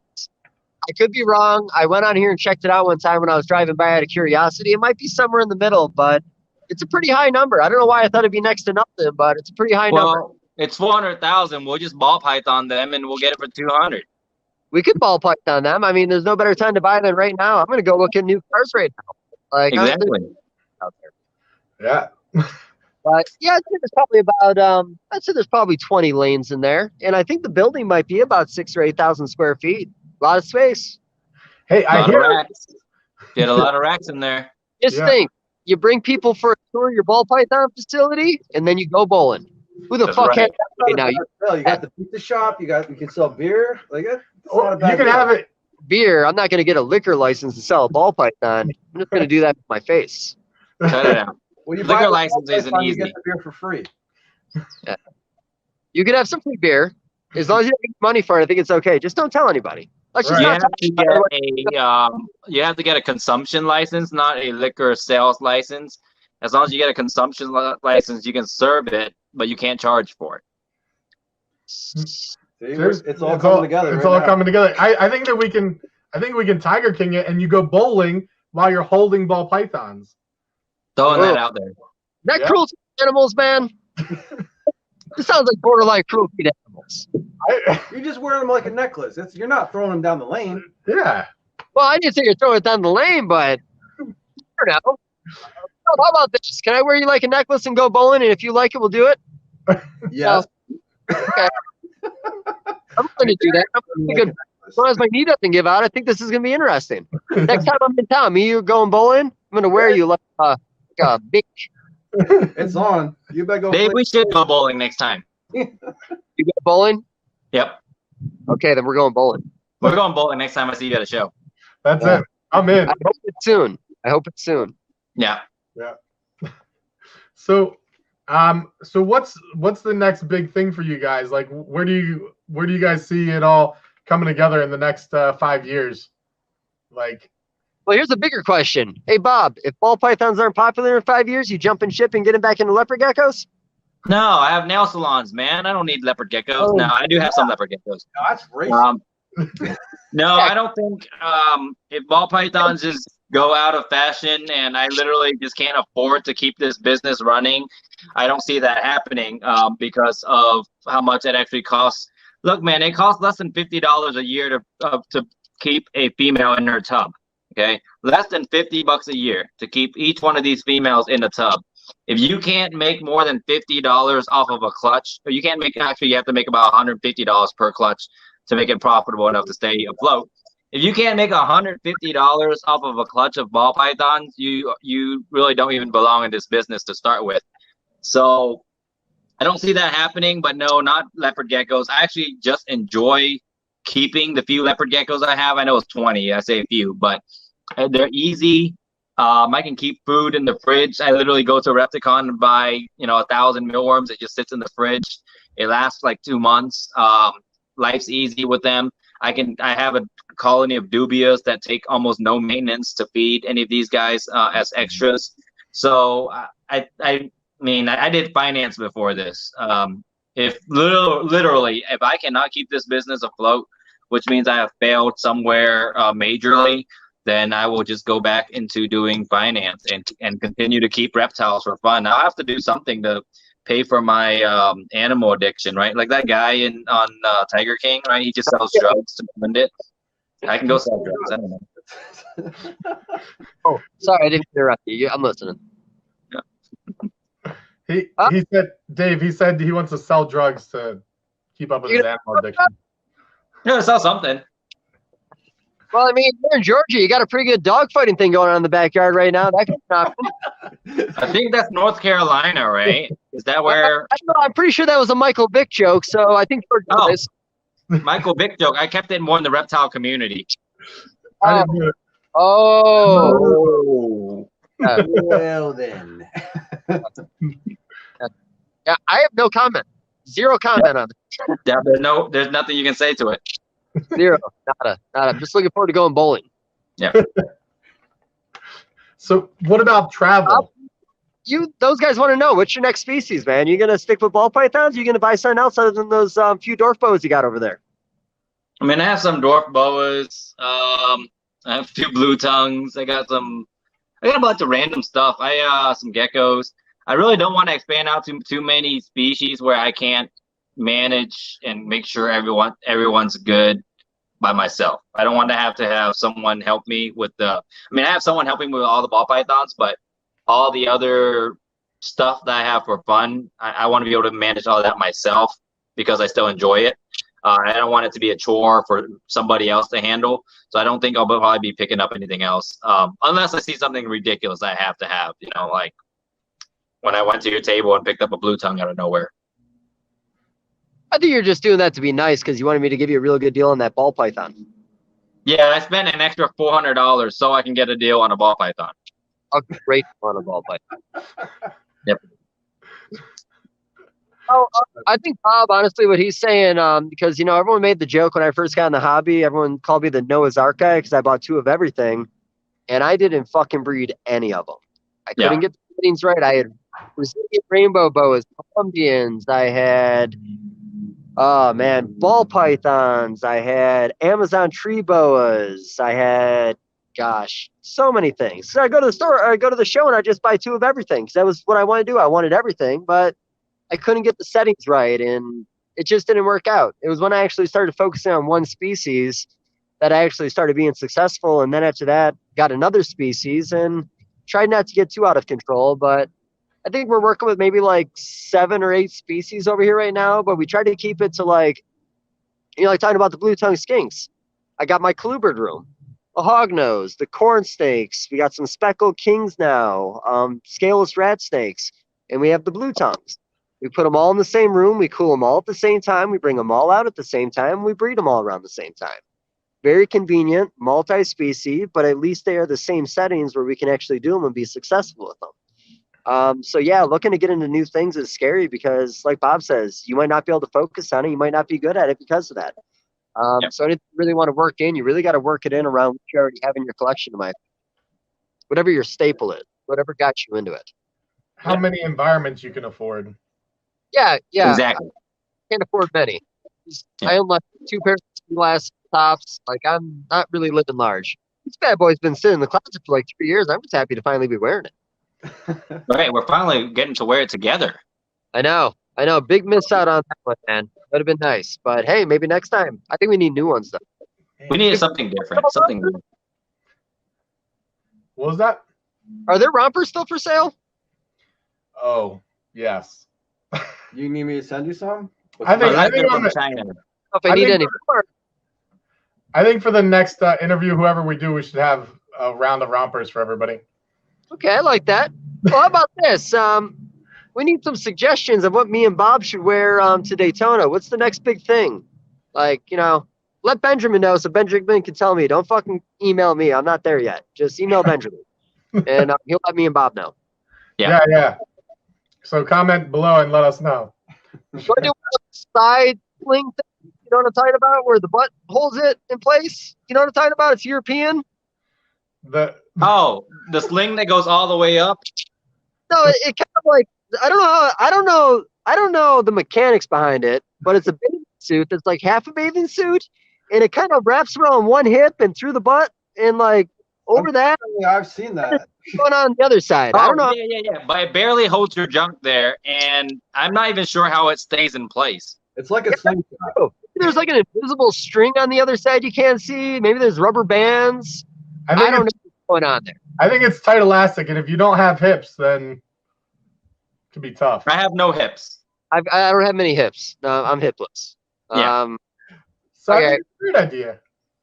Next suggestion. Go wrong. Yeah, we'll definitely have to do something at Daytona. New outfits. All right, man. What do you got left for us? Yeah, what are we doing here? Are we fizzling? Is this fading away? Now we're talking about outfits? Yeah.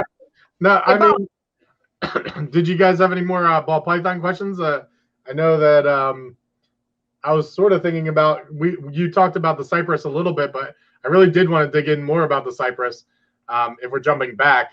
But aside from that, I don't have a ton left. Bob, cypress has been around for a little while, but it seems to be a real hot topic right now. Am I right or wrong? Yeah. It's been sitting really. I mean, we've had cypresses for like 5 years. At least. Yeah. In my collection. Yeah. And so when we were there, we saw you have a super cypress, right? I do. It's actually right next to me. Boom, come here. So speaking of super cypress, while Bob shows this amazing animal, the rumors in this hobby, like I've had multiple people not want to buy super cypresses because they say they don't breed. Our super cypresses breed. Our females breed. My male produced this. My male super cypress produced this. Yeah. I don't know who said that one time, but man, that caught on. Like a lot of people thought these animals weren't going to produce.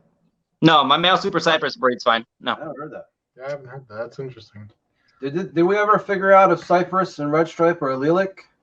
We have not. I have the animals, but none currently breeding. I think Justin did the pairing, and then Eric White did the pairing. So keep up with those guys and see if they prove out to be allelic, because they have the visual males. Yeah.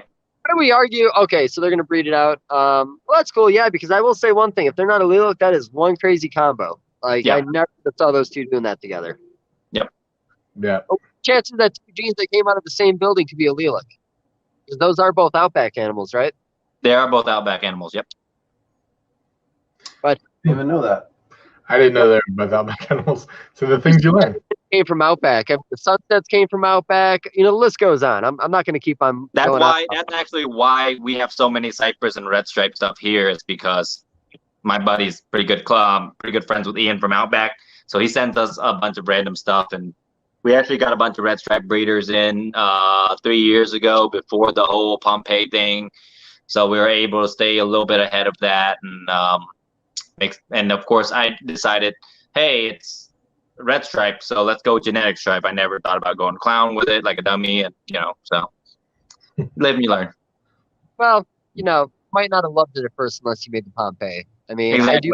I don't have black pastel clowns to start with, so I couldn't ever have produced a Pompeii to start with.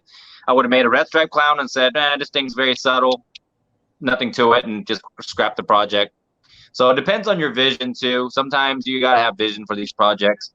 I probably, honestly, if I produced the first magma, I probably wouldn't have said it was anything much, and probably just scrapped most of it. So the red stripe crown isn't very impressive, honestly. There's a lot of simple genes and clowns that really aren't wow factors, but you get the right mutation in there with it, and you do some crazy stuff. That's with everything in ball pythons. Yeah. Yeah, I don't know. All right, and then I think it's over. Bob left. What was that? I think Bob left. Look at him. He got up for a second. So, my other last question I have, and then Dave, we can say if you have any last questions. Bob, when are you gonna start a YouTube channel? No, I'm kidding. I have a YouTube channel. I just never use it. I know. I will do more videos. We've just been so busy trying to get this breeding season to be successful. We went to look at a new property this morning. I just need a little bit more land. We're trying to get the new facility going. And I really didn't want to do videos, like a lot of videos, until I got into the new facility. I have a vision for what that facility is going to look like. So I kind of wanted to follow through with it all first before I start focusing doing videos every week. And you guys know it's a lot of work doing these videos and editing them. So I give you guys much props for doing all that, because I've done 3 videos that are ball python related, and they took me forever to edit. My edits are simple. I literally just cut out the part I don't like, move it to the part I do like, and add in a little bit of background music and some words, flashy words here and there. Like Miguel does a lot of work on his edits. I don't do any of it. Yeah. And so I will learn, and I will try to be better at that. And maybe within the next 6 months, we will start cranking out videos when we're into the new facility. That would be cool, man. That'd be Yeah. cool. So my recommendation for Bob is to do what I'm doing. Just ride someone else's coattails. I'm not going to edit shit. He's got to do all the work. I just have to show up every couple of weeks. Yeah. That's exactly what I'm doing now. I just do videos with people on YouTube and on Instagram, and they just do all the work. Quite frankly, that's great for us because we need content. So when you're not doing videos, we get to show up at your house and do videos for you. So Exactly. I don't have to do any work this way. And I have people message me, and I like doing these because I have people message me after pretty much every one of these little sessions and go, hey, we saw your whole thing and super informative. Y'all talked about a bunch of random stuff, and they just inquire about animals, or they just inquire about more information. And that way I don't have to do any edit work, and I just still get some a little publicity out of it. So that helps. we still got to make it down to RL Exotics. Yeah. Everyone's always invited. Maybe. There's no point in anything live on the property. If you want to do anything live, we're going to the bowling alley. Right? Yeah. Well, the only live things we want to do are at the bowling alley. So that's perfect. Dave, do you know how far you are from me? Far enough that you'll probably never visit. Oh, dick. I mean, I don't know. It's got to be 10 hours, maybe 11. I'll fly out. The closest airport's an hour and a half away, just so you know. Yep. I'll never visit. But yeah, you're always welcome, Bob. You gotta come up with man. It's time to start flipping rocks. It's almost That's there. what I want to do. That's why I wanted to originally ask. I want to go herping, man. Yeah, I mean, I'm looking at some garbage over here. I might go flip this garbage when I'm off with you guys. There's probably something over there. But no, yeah, you guys have to get out here. It's, I'm here. And that's something. Not much else. I'm here. Yeah, we want to do it. And what's funny is you're mentioning herping. I was out and I was walking the woods and I'm like looking through stuff. I'm not finding anything here in Jersey. Where it just happened to be where I was at. Didn't find anything. And you're like sending me salamanders and frogs and all this stuff going on at your place. And I'm like, man, what the heck? How come I can't find this crap? See, here's your problem. The modern day environment for a reptile in the wild is not in the woods. It's under people's trash. You got to get out there and find trash and start flipping trash over, man. That's where all the reptiles are. I swear to God. Right behind Petco. Say what? Right behind Petco. Right behind Petco. Like I said, I swear to God, I'm going to flip over this. I'm going to send you pictures when I'm done. I bet you I find a snake over here. Like, they love garbage. Garbage is the best. Flip garbage. That's what's wrong. New Jersey is covered in garbage. You're going to. That is very true. Very true. The rats like the garbage, and the snakes like the rats. Yep. Exactly. All right, guys. I'm logging off. I'm going to have to. Show. You don't get to say when it's over. It's 8 o'clock. I'm still talking. You're interrupting me. Oh, come on. It's 8 o'clock. Hey, Bob. Are you saying that because there's? Are you saying that because there's a curfew? Curfew. Yeah. There's a curfew in my city. If I don't leave now to go get dinner, I will not get dinner. Wait to eat, or it's too late to eat dinner. You can't eat dinner this late. You gotta keep your figure, bud. Eat dinner. Are you fasting? Are you doing intermittent fasting? I'm not gonna be able to wear you around my neck if you keep on eating dinner at 8, 9 o'clock at night. Damn it! I need to slim down a little bit. I don't want Mary to be mad at us, so I'm not gonna hold you up. Yeah, you get out of here.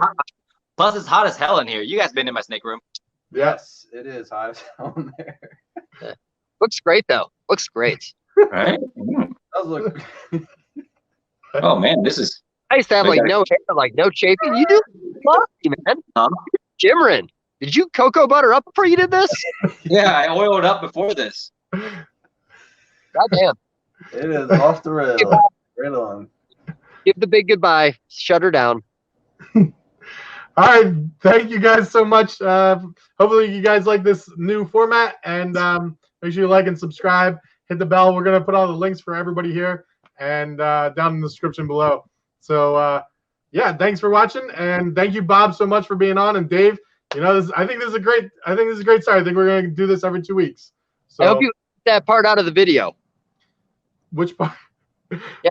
What I say about this? No stroking egos on this show. We're gonna be gritty. Bob's ego. Bob's beautiful inside and outside. You guys can go to hell. Thank you, Bob. Love everything about it. Love all right, thanks, guys. All right, thanks. Here we go. Can we have Bob re-enter? I like when Bob enters. Sure. Can we have him? When I enter, it begins. Like when I enter, it starts, right? Hey, Bob, yeah. can you do the thing where you just kind of like, instead of coming in from the side or the back, can you just like get down on your knees and slowly hover up into the screen? That's You got it. I like that. Okay, I like that too, Dave. Anytime Dave asks me to be on my knees. How now?